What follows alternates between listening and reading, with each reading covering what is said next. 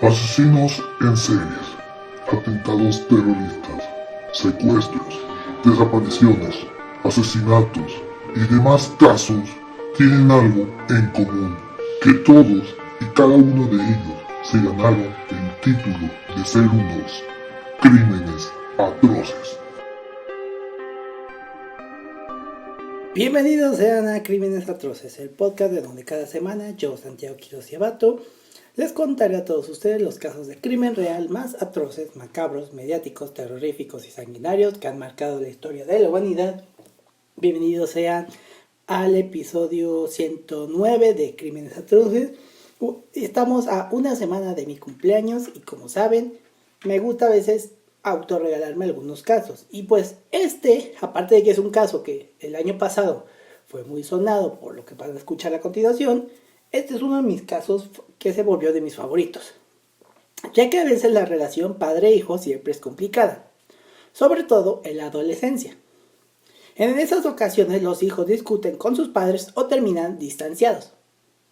Hoy les hablaré de cómo esta relación pasó el límite cuando dos hermanos terminaron asesinando a sus padres para liberarse de su poder. Y sí, este es el caso de los hermanos Menéndez. Un caso que el año pasado fue muy sonado, por lo que posiblemente podrían apelar a su sentencia, y también por la serie de Ryan Murphy, la segunda temporada de Monster de Ryan Murphy. Pero antes de conocer el crimen, les hablaré del contexto de los hermanos y sus padres. Empezando por el papá. José Enrique Menéndez nació el 6 de mayo de 1944 en La Habana, Cuba. No se sabe mucho de su infancia, pero se sabe que a los 16 años, debido a la Revolución Cubana, se mudó a Estados Unidos y ahí asistió a la Universidad del Sur de Illinois, donde ahí conoció a Mary Louise Anderson, o conocida como Kitty, quien nació en 1941. Ellos se casaron en 1963 y se mudaron a la ciudad de Nueva York, donde José obtuvo un título en contabilidad en el Queens College. El primer hijo de la pareja fue Joseph Lyle Menéndez, conocido por su segundo nombre, Lyle, nacido el 10 de enero de 1968 en Nueva York. En ese momento, Kitty dejó su trabajo como maestra después del nacimiento de Lyle y la familia se mudó a Nueva Jersey, donde nació su segundo hijo y cómplice de Lyle, Eric Galen Meléndez, el 27 de noviembre de 1970 en el municipio de Gloucester.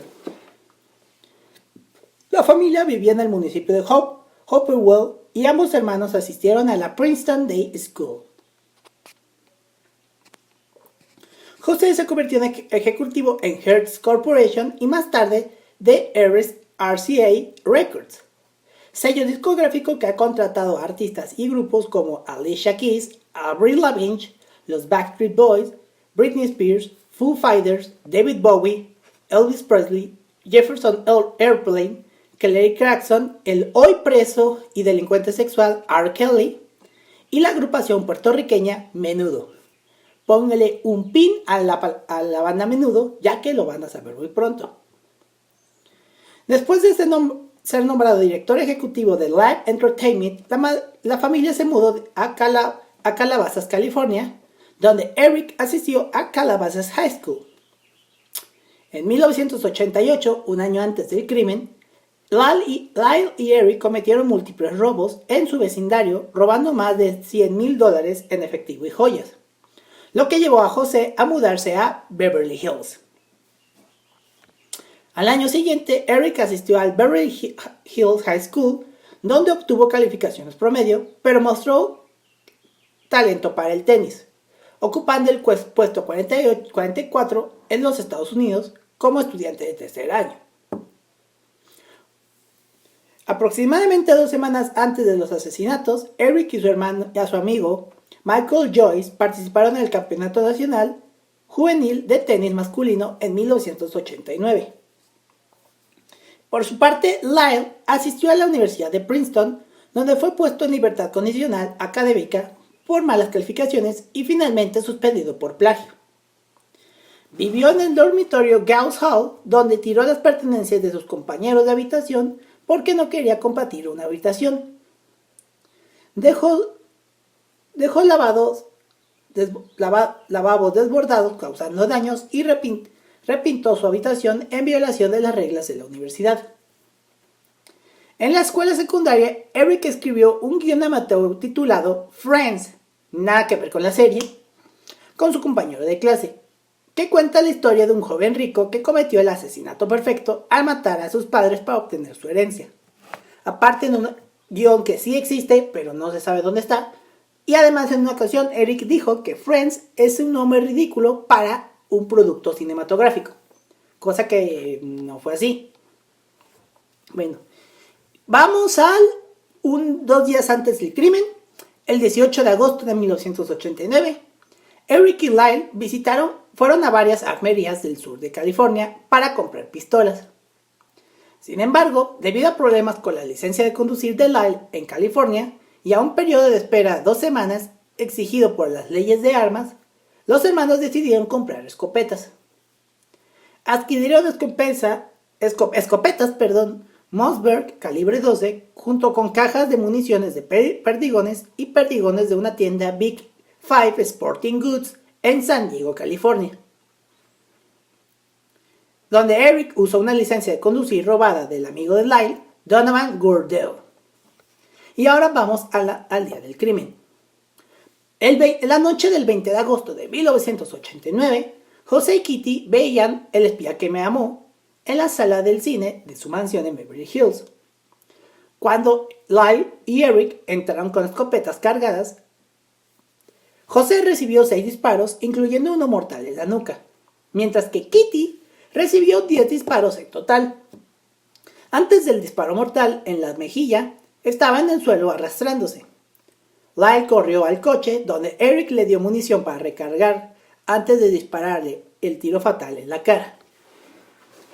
Inmediatamente después de los asesinatos, ambos hermanos permanecieron en casa unos minutos esperando la respuesta de la policía debido al ruido de los disparos. Salieron a deshacerse de su ropa manchada de sangre y luego enterraron las escopetas en algún lugar del Mulholland Drive. También fueron al cine e intentaron comprar entradas para la película de Batman de Michael Keaton como coartada, pero abandonaron el plan debido a la fecha y hora en el talón. Luego se dirigieron al festival Taste of LA en el Auditorio Cívico de Santa Mónica. Tras regresar a casa y no encontrar presencia policial, Lyle llamó al 911 y como vio le dijo al operador, cito, «Alguien mató a mis padres», afirmando que acababa de llegar a su casa y había encontrado sus cuerpos. Se oyó a Eric gritar y llorar al fondo.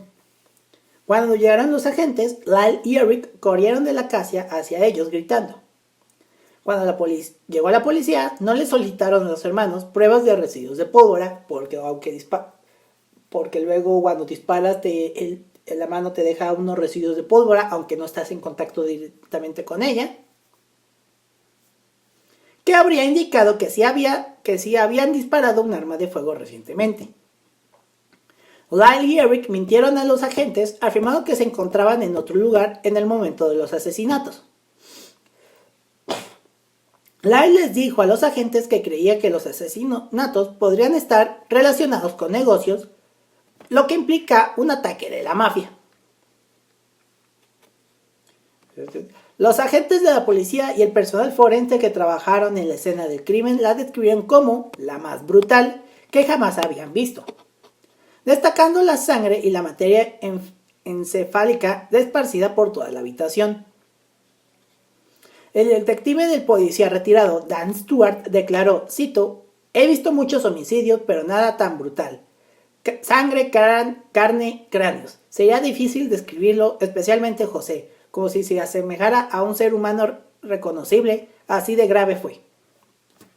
Según el informe de la autopsia, la explosión causó decapitación explosiva con evisceración cerebral y deformación facial a José, mientras que la primera ronda de disparos impactó a Kitty en el pecho, el brazo derecho, la cadera izquierda, la pierna izquierda, y el disparo de contacto le causó múltiples laceraciones cerebrales.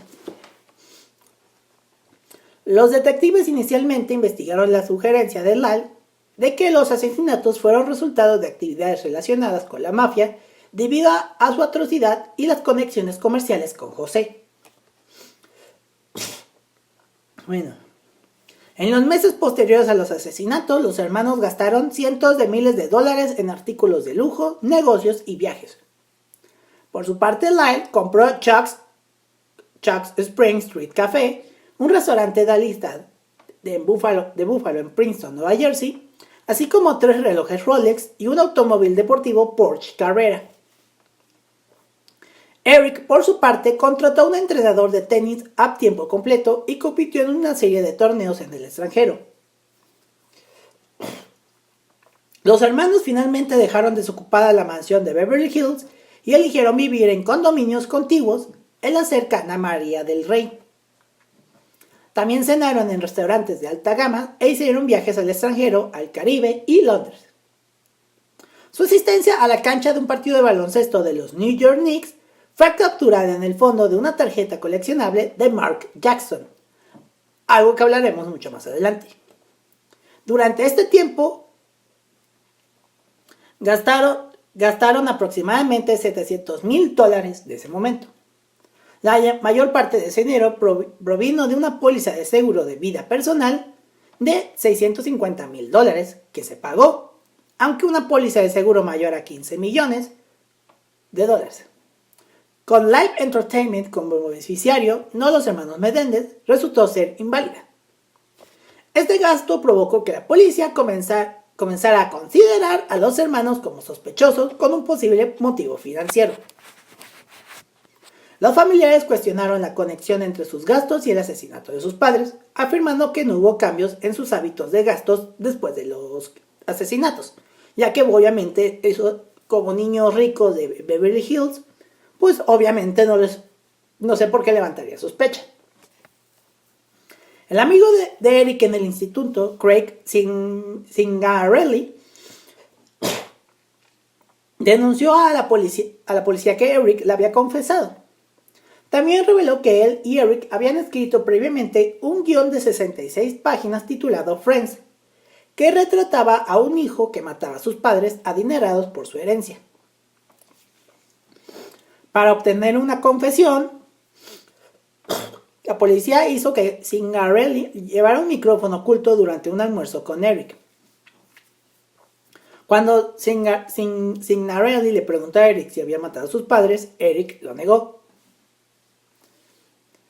La policía también supo que Glenn Stevens, amigo de Lyle, que una semana después de los asesinatos, Lyle había regresado repentinamente a casa desde Princeton para destruir algo de la computadora familiar. Steven declaró que Lyle le comentó que un familiar encontró un Nuevo Testamento y fui allí y lo borré. Un experto en informática contratado por Lyle también afirmó que lo contrataron para asegurar la eliminación de un testamento que José había preparado, que podría haber dejado menos herencia a sus hijos. Eric finalmente se lo confesó a su psicólogo, Jerome Ociel, quien a su vez le contó a su amante, Judalon Smith. ¿Por qué hacen esto? No sé. Ociel comenzó a grabar sus sesiones con Lyle y Eric. Y tras romper con Ociel, Smith informó a la policía sobre la participación de los hermanos en los asesinatos. Lyle fue arrestado el 8 de marzo del 90 frente a su casa en Beverly Hills, mientras que Eric se entregó 3 días después tras regresar a Los Ángeles desde Israel. Y ambos fueron detenidos sin fianza y encarcelados por separados en la cárcel del condado de Los Ángeles.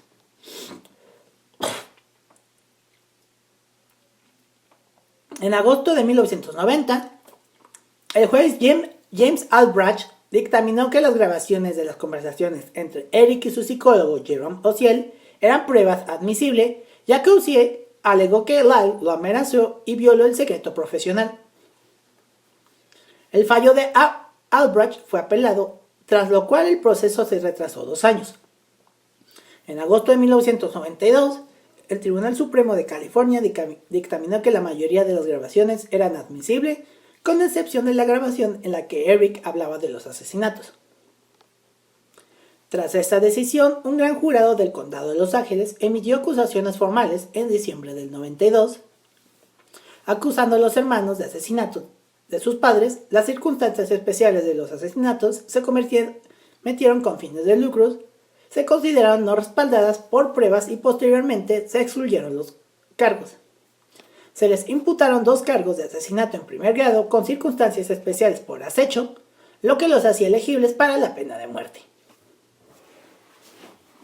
Los representados por los abogados defensores principales, Leslie Abramson, que representó a Eric, y Jill Lansing, que fue representado por Lyle. Los hermanos declararon que mataron a sus padres por temor a sus vidas después de una vida de abusos a manos de sus padres, especialmente abuso sexual a manos de su padre, quien fue descrito como perfeccionista cruel y pedófilo. Ya sabrán por esta afirmación, se diría más tarde, pero ya lo contaremos. Mientras tanto, su madre fue descrita como una alcohólica y drogadicta permisiva, egoísta y mentalmente inestable, que alentaba el comportamiento de su esposo y también era violenta con los hermanos. Lyle alegó que su padre comenzó a abusar de él a los 6 años, pero se detuvo cuando tenía 8 años sin explicación. Eric alegó que fue abusado hasta la edad adulta poco antes de los asesinatos.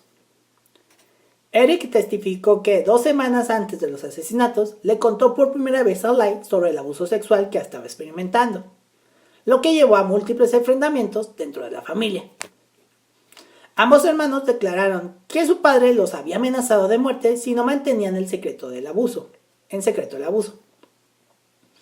Por ello compraron escopetas para protección y defensa personal.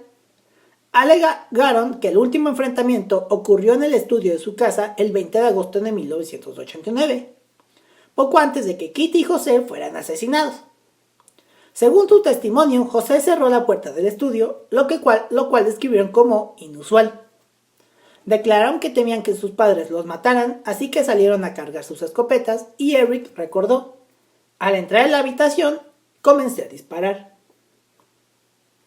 Según la ley de California, los hermanos solos podían ser absueltos de homicidio involuntario si demostraban que corría peligro inmediato o inminente. La fiscalía argumentó que no existían pruebas de peligro inminente ni de legítima defensa.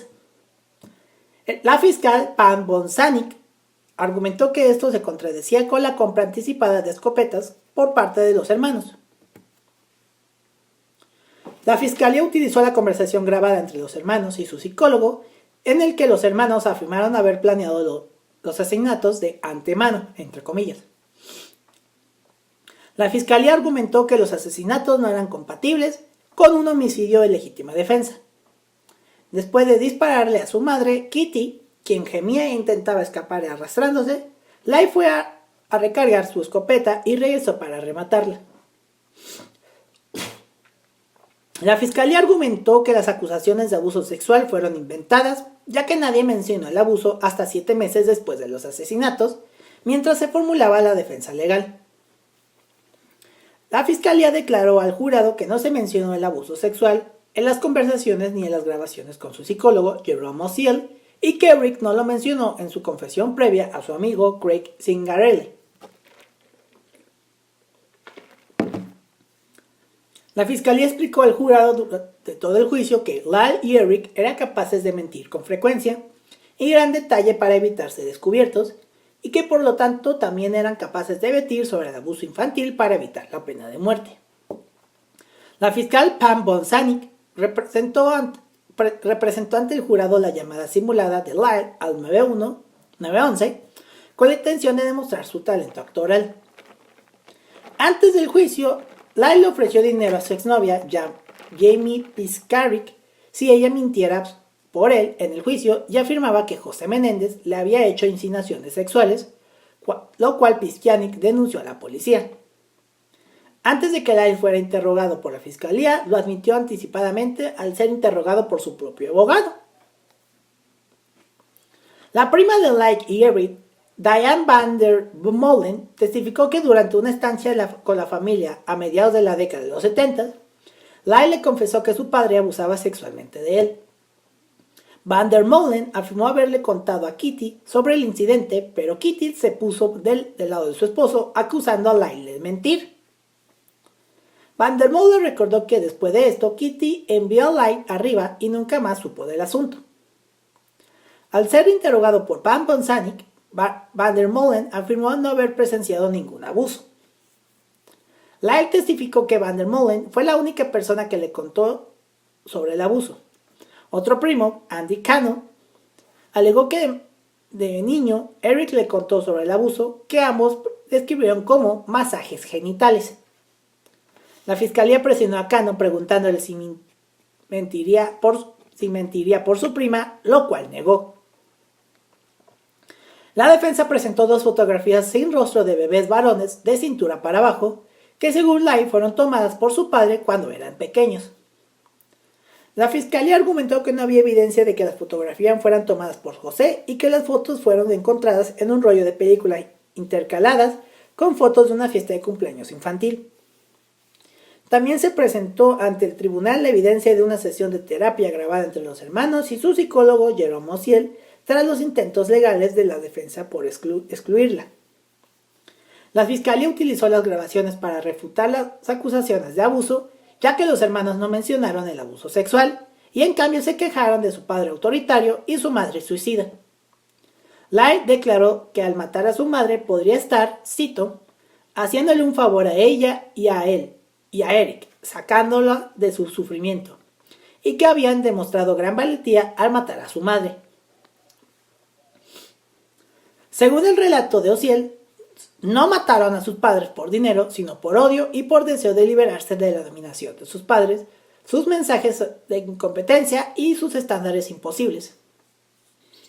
Ociel afirmó que Light le había confesado que sabía que su padre estaría orgulloso de él por haberlo matado, por haber cumplido con la tarea.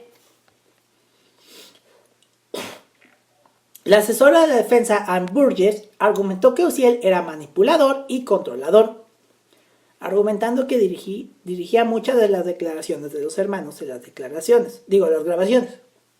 La examante de Ociel, Judah Long Smith, también testificó que Ociel quería controlar a los hermanos grabando sus sesiones.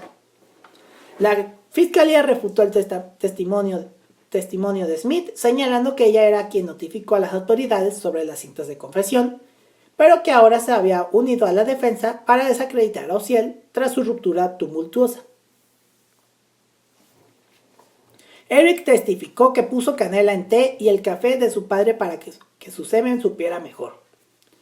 La verosimilitud de esta afirmación fue cuestionada porque la canela es un sabor detectable. El fiscal Lester Kiriyama propuso que José no había obligado a Eric a tener relaciones sexuales, pero estaba furioso porque su hijo era potencialmente homosexual, y esto pudo haber causado tensiones dentro de la familia. El juez Weisberg se negó a permitir que Kuriyama discutiera la idea.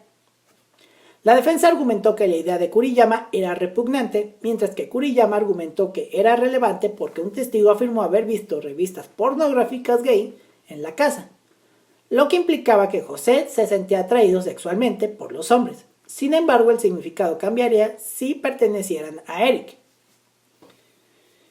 Eric alegó que su madre hizo que pareciera que ser gay era peor que la muerte, y yo no creía que lo fuera, solo no sé. Y continuó discutiendo que le gustaban las chicas y disfrutaba de su relación con su novia. La fiscalía quería que el jurado viera el guión que Eric había escrito con su amigo Craig en el instituto, una historia sobre un joven adinerado que mató a sus padres por el dinero de la herencia. Ahí me perdí.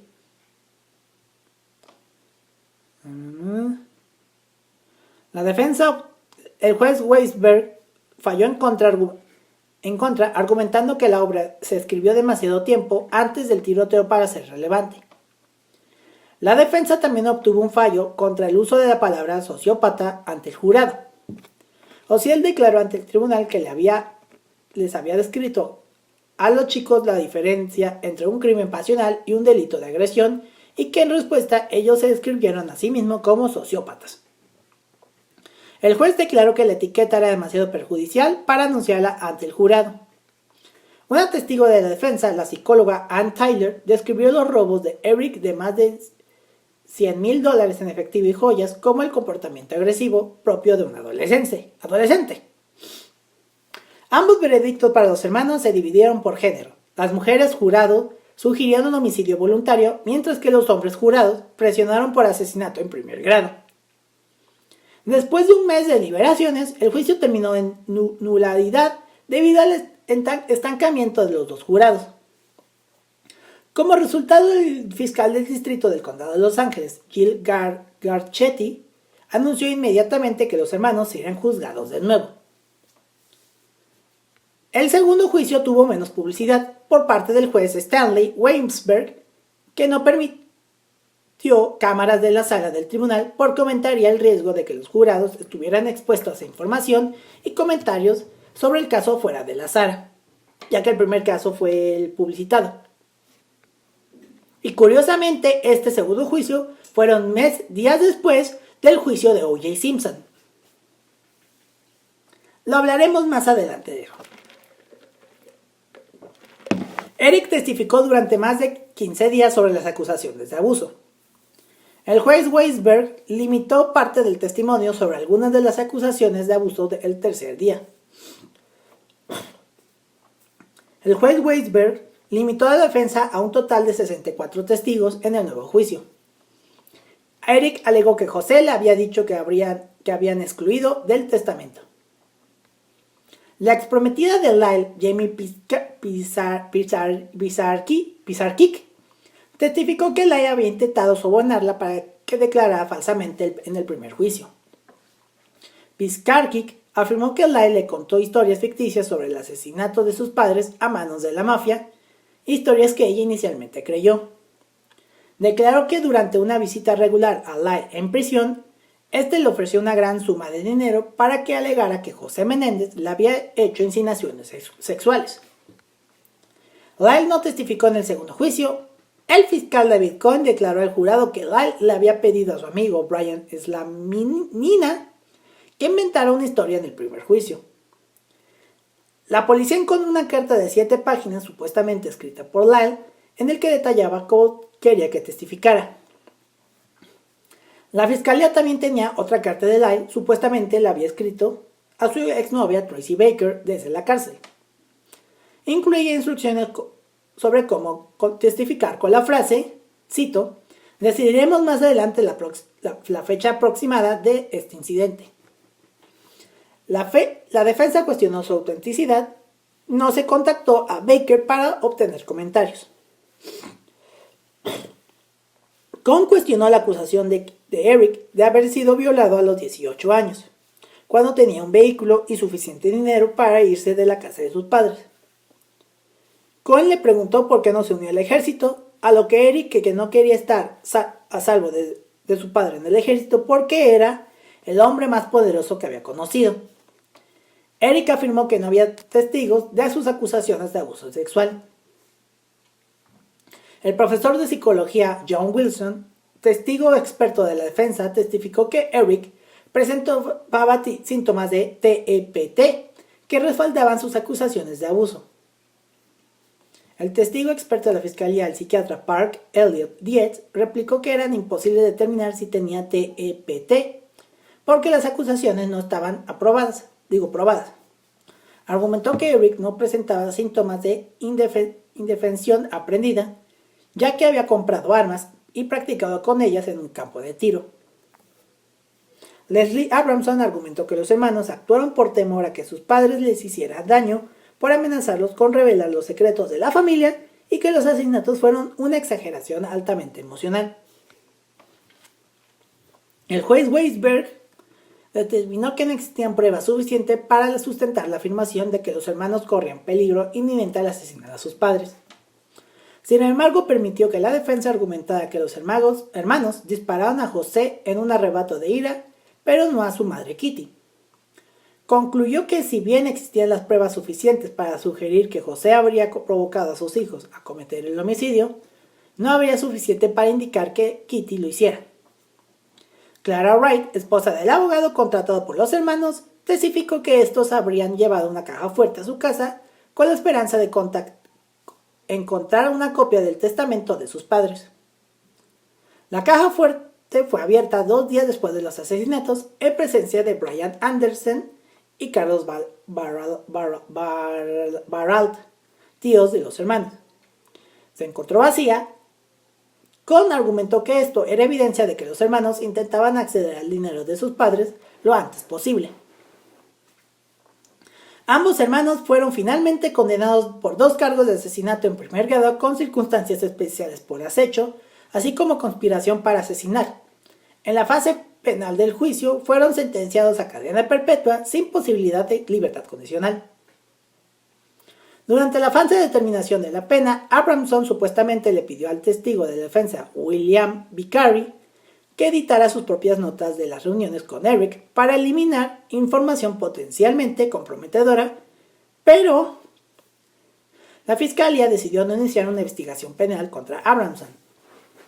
Ambos hermanos también presentaron mociones de nulidad del juicio, alegando que sufrieron daños irreversibles en la fase de determinación de la pena como resultado de una posible mala conducta y una representación ineficaz por parte de Abramson. El 2 de julio de 1996, Weisberg condenó a los hermanos a cadena perpetua sin posibilidad de libertad condicional. Bueno, esta sentencia se dio unos años después de lo de O.J. Simpson, que se cumpliría como condenas consecutivas por los asesinatos y los cargos de conspiración para cometer el asesinato.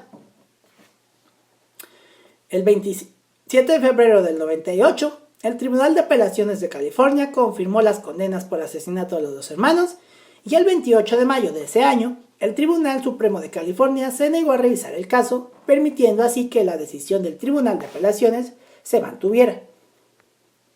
Ambos hermanos presentaron peticiones de habeas corpus ante el Tribunal Supremo de California, que fueron denegadas en 1999. Habiendo agotado sus recursos de apelación en el Tribunal Estatal, presentaron peticiones de habeas corpus por separados en el Tribunal de Distrito de los Estados Unidos.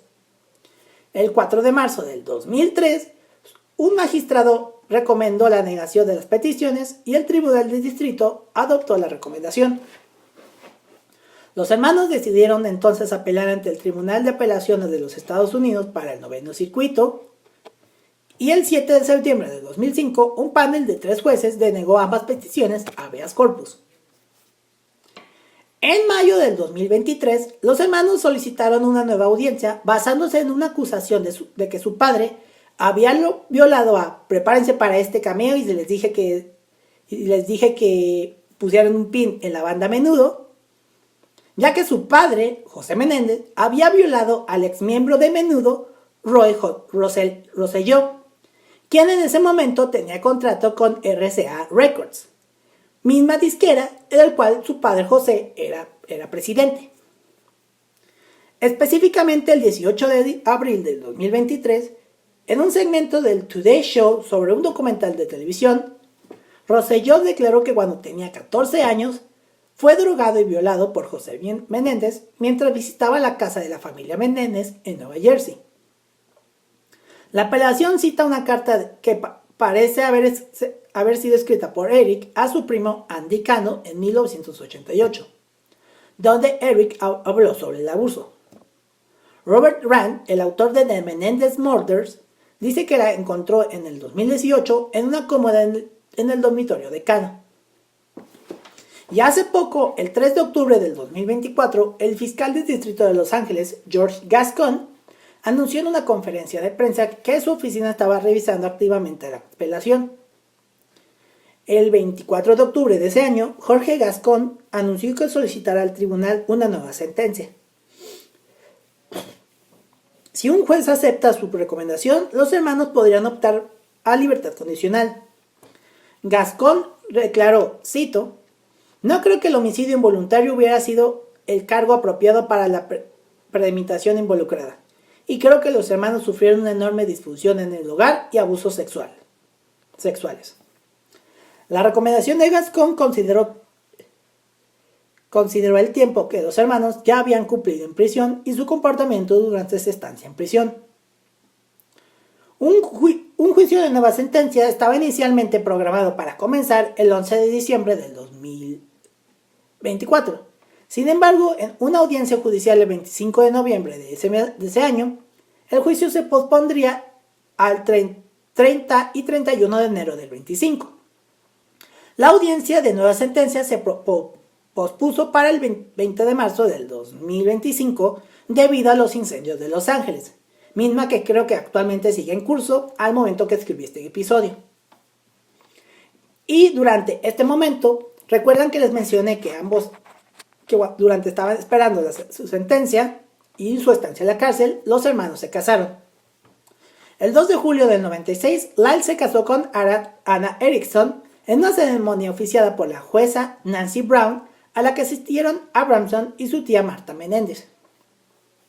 Tristemente se divorciaron el 1 de abril del 2001, después de que Erickson descubriera que Lyle le engañaba con otra mujer.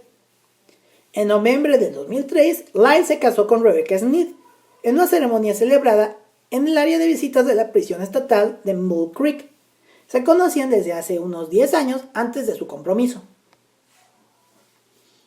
El 12 de junio del 99, Eric se casó con Tammy Ruth Saccoman en la sala de su espera de la prisión estatal de Folsom. Tammy declaró posteriormente: nuestro pastel de boda fue un Twinkie, improvisamos. Fue una ceremonia maravillosa hasta que tuve que irme. Fue una noche muy solitaria. En una entrevista en el octubre del 2005 con ABC News, describió su relación con Eric. Dijo, cito, algo con lo que había soñado durante mucho tiempo y es algo muy especial que nunca pensé que tendría. En 2005, Saccoman autopublicó el libro Dijeron que nunca lo lograríamos, mi vida con Eric Menéndez. Sin embargo, declaró en el programa Larry King Live en CNN que Eric también realizó mucha edición del libro. En una entrevista con la revista People, declaró, cito, no tener sexo en mi vida es difícil, pero no es un problema para mí. Tengo que estar apegada emocionalmente y estoy apegada emocionalmente a Eric. Mi familia no lo entiende. Cuando la cosa empezó a ponerse seria, algunos simplemente se dieron por vencidos. Saccoman también declaró que ella y su hija conducían 240 kilómetros cada fin de semana para visitar a Eric y que su hija se refiere a él como su papá tierra. Al hablar de su cadena perpetua en una entrevista del 2005 con People, Eric declaró, Tammy es lo que me ayuda a sobrellevarla. No puedo pensar en la sentencia. Cuando lo hago con gran tristeza y un miedo profundo. Me entra un sudor frío y está tan aterrador que no lo he asimilado. Y actualmente ambos hermanos siguen en prisión. Primero estuvieron en prisiones separadas, pero ya están en una prisión juntos. El caso de los hermanos Menéndez ha sido tema de varios documentales, dramatizaciones, podcasts y chistes y referencias de la cultura popular. En documentales están del 2000, Menendez Brothers, Blood Brothers, un episodio de la serie documental Mugshot de Courthouse, ahora Truth TV, se emitió en Phil Rice. En 2015, Barbara Walters presenta American Scandals, presentó a los hermanos Menéndez en un episodio Menendez Brothers de Band Sans. En 2017, los hermanos Menéndez aparecieron en el documental Truth and Lies de Menendez Brothers, American Sons, American Murders en ABC. Ese mismo año, AIE emitió un documental de 5 partes titulado Los asesinatos de Menéndez, Eric lo cuenta, en el que Eric describe por teléfono los asesinatos y sus consecuencias. La serie también muestra fotos inéditas y nuevas entrevistas con fiscales, agentes del orden, familiares y amigos cercanos y expertos médicos. Ese mismo año, HLN lanzó la nueva serie Cómo realmente sucedió con Hill Harper, con un episodio que presenta la historia de los hermanos Menéndez. El episodio Los hermanos Menéndez, asesinato en Beverly Hills, termina con una entrevista telefónica de Lyle desde la cárcel con Chris Cuomo. En 2020, BuzzFeed Unsolved presentó a los hermanos en un especial de un solo episodio, Cómo los atraparon los hermanos Menéndez. En el 2021, los hermanos Menéndez fueron protagonistas del especial 2020 de ABC dentro del movimiento Menéndez. El especial destaca la popularidad de los hermanos en TikTok, la aplicación para compartir videos y su creciente número de seguidores entre jóvenes adultas tanto dentro como fuera de Estados Unidos. En 2022, Discovery Plus te lanzó Los Hermanos Menéndez Mal Juzgados, un documental de 2 horas centrado en el caso y el juicio de los hermanos Menéndez. En el 2023, Peacock lanzó una serie documentada titulada Menéndez Más Menudo, Boys Betrayed, que presenta al cantante puertorriqueño y ex miembro de Menudo, Ray Rosselló, alegando que fue agredido sexualmente cuando era adolescente por José Menéndez. En marzo del 2024, el caso fue el tema del episodio de 48 horas, la lucha de los hermanos de Menéndez por la libertad. En julio de 2024, los hermanos aparecieron en el tercer episodio de Mastermind, To Think Like a Killer, y en octubre de ese año se estrenó en Netflix The Menendez Brothers, un documental que presenta entrevistas en prisión con los hermanos. En series están, en 1994, los hermanos Menéndez fueron representados en la película de televisión de CBS Menéndez A Killing in Beverly Hills, con Lyle interpretado por Damian Chapman y Eric por Travis Fiennes. En ese año, en el 1994, la película para la televisión Honor Thy Father and Mother, The True Story of the Menendez Murders, fue protagonizada por Bill Warlock y David Berman como Eric, Lyle y Eric. El caso fue dramatizado en la película para televisión de Lifetime Menéndez Hermanos de Sangre del 2017. Lyle fue interpretado por Nico Tortorella y Eric por Miko Olivier. Courtney Love también interpretó a Kitty Menéndez. Nick Wolf produjo Law and Order True Crimes de Menendez Murders, que se presentó en NBC en ese año 2017. Y Monsters The Lyle and Eric Menendez Story, la segunda temporada de la serie antológica de Netflix Monster, de Ryan Murphy e Ian Brennan, se estrenó en septiembre del 2024. En podcast está que en octubre del 2024 los hermanos participaron en You Can Make This Up de Netflix, un podcast que acompaña al documental de Menendez Brothers. En chistes y referencias a la cultura pop están que en 1990 el episodio de la primera temporada de La Ley y el Orden, El Diente de la Serpiente, está basado vagamente en el caso de los hermanos, aunque el programa contiene su habitual advertencia de que la historia y los personajes son ficticios. En Saturday Night Live parodió el primer juicio de los hermanos Menéndez en el cuarto episodio de su temporada 19, emitido el 23 de octubre del 93. El actor y presentador de ese momento, John Malkovich, y el comediante Rob Schneider interpretaron a Lyle y Eric, respectivamente, acusando a sus hermanos gemelos idénticos de asesinar a sus padres. En la película policial Natural Born Killers del 94, se incluyeron en los créditos imágenes de archivo del testimonio de Eric del primer juicio, que hacen referencia a varios casos delictivos en los Estados Unidos, ya que esta película es muy controversial, ya que decía que había imitadores después de su estreno. El revuelo mediático que rodeó el primer juicio fue parodiado en la película de comedia negra The Cable Guy del 96.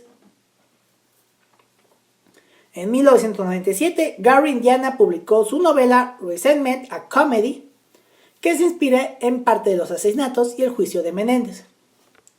En el episodio Boca de los Sopranos, Junior Soprano hace una referencia al caso de los hermanos, citando cómo su psiquiatra había aparecido como testigo en el juicio. En el episodio piloto de Gilmore Girls, Lorelai le dice a Rory que aguante la cena y luego podrá ser un Menéndez. En 2016, los hermanos Menéndez fueron mencionados varias veces en el drama de FX The People vs. O.J. Simpson, American Crime Story del 2016, basada en el caso de homicidio de O.J. Simpson, que ya hablamos en el episodio 60, ya que la serie está ambientada simultáneamente con los juicios de los hermanos Menéndez. Varios de los personajes han trabajado en los casos de los hermanos y de O.J. Simpson, como Robert Shapiro, Lance Ito y Gil Garetti. Shapiro, interpretado por John Travolta, mencionó a Eric en el episodio 2, afirmando que de hecho organizó la entrega de Eric Menéndez desde Israel. Esta declaración se basa en el discurso real de Shapiro durante la infame persecución de Simpson en un Bronco en un intento por obligarlo a entregarse a la policía. Y el 3 de octubre del 2024, Kim Kardashian publicó en un artículo en NBC News en el que respaldaba la iniciativa para la liberación de los hermanos Menéndez. En este artículo, Kardashian afirma: si este delito se hubiera cometido y juzgado hoy, creo que el resultado habría sido radicalmente diferente. Y si recuerdan, los hermanos Menéndez aparecen al fondo de la tarjeta de baloncesto de Mark Jackson de la NBA Hawks de la temporada 90-91, donde se ve al base de los New York Knicks realizando un pase picado. Ellos están sentados en la cancha detrás de Jackson. En diciembre de 2018, eBay comenzó a cancelar las subastas en las que se mencionaba a los hermanos. Algunos vendedores de eBay han seguido vendiendo la tarjeta alterando las imágenes que la acompañan para que los hermanos nunca aparezcan mencionados ni en las fotos que la acompañan. Y este fue el caso de los hermanos Menéndez. Y algo que no mencioné es que justamente en la serie Monster de la vida de los Menéndez es que también tiene una participación O.J. Simpson. Bueno, no sabemos quién es el actor, como que fue el compañero de, no me acuerdo si fue de Eric o Light, que fue compañero de Celda Continua. Y también, pues, obviamente mencionan el juicio y la persecución de Simpson. Pero bueno, en este caso seguramente ustedes ya lo conocían, algunos me imagino que no, pero al final está. ¿Ustedes qué dicen? ¿Los mataron porque los odiaban en verdad y querían su dinero o por todo el caso de abuso? La verdad es que es una cosa que no sabemos qué cosa pasó. Pero lo importante es que ahorita están teniendo un segundo juicio y se va a ver el veredicto próximamente. Por mientras, síganos en redes sociales. Estamos en Instagram como @crimenesatrocespodcast y en Twitter como @crimenesatroces. A mí me pueden encontrar en Twitter como @santqs99 y en Instagram como @santiqs99. Con esto nos despedimos, nos vemos y nos escuchamos la próxima semana. Hasta la próxima. Muchas gracias. Asesinos en series, atentados terroristas, secuestros, desapariciones, asesinatos y demás casos tienen algo en común, que todos y cada uno de ellos se ganaron el título de ser unos crímenes atroces.